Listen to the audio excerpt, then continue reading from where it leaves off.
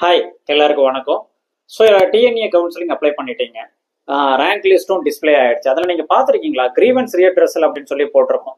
So 2025 கூட இப்போ நீங்கள் பார்த்தீங்க அப்படின்னா 28 ஜூன்லேருந்து 2 ஜூலை வரைக்கும் கிரீவன்ஸ் ரீஅட்ரஸல் அப்படின்னு கொடுத்துருப்பாங்க.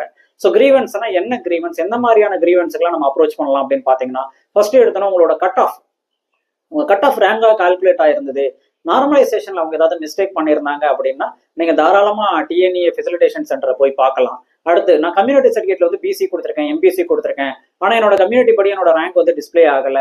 ஸோ அதை வந்து அவங்க கன்சிடர் பண்ணல அப்படின்னா நீங்க தாராளமா அவங்கள போய் பார்க்கலாம். So third category special reservation issues. இப்போ நான் எக்ஸ் சர்வீஸ்மென் அப்படிங்கிற கோட்டாவில் நான் அப்ளை பண்ணியிருந்தேன். என்னோட ஃபாதர் வந்து எக்ஸ் சர்வீஸ்மென் அப்படிங்கிறதுக்கான ப்ராப்பரான ப்ரூஃப் கொடுத்துருந்தேன். பட் என்ன வந்து அந்த கோட்டாவில் அவங்க எடுத்துக்கல. ஸோ அதுக்காக நீங்க போய் பார்க்கலாம். ஸோ பார்த்துட்டு நீங்க உங்களோட கிரீவன்ஸை சொன்னீங்க அப்படின்னா if it can be resolve கண்டிப்பா அவங்க ரிசால்வ் பண்ணி கொடுப்பாங்க. ஃபர்ஸ்ட் கிராஜுவேட் சர்டிஃபிகேட் நான் கொடுத்துருந்தேன், பட் என்னை வந்து ஃபர்ஸ்ட் கிராஜுவேட்ல வந்து அவங்க என்ன கால்குலேட் பண்ணவே இல்லை அப்படின்னாலும் நீங்க தாராளமா போய் பார்க்கலாம். நேட்டிவிட்டி சர்டிஃபிகேட் வந்து அவங்க ரிஜெக்ட் பண்ணியிருந்தா நீங்க போய் பார்க்கலாம். இன்கம்ப்ளீட் வெரிஃபிகேஷன் இருந்ததுன்னா நீங்க அவங்கள போய் பார்க்கலாம்.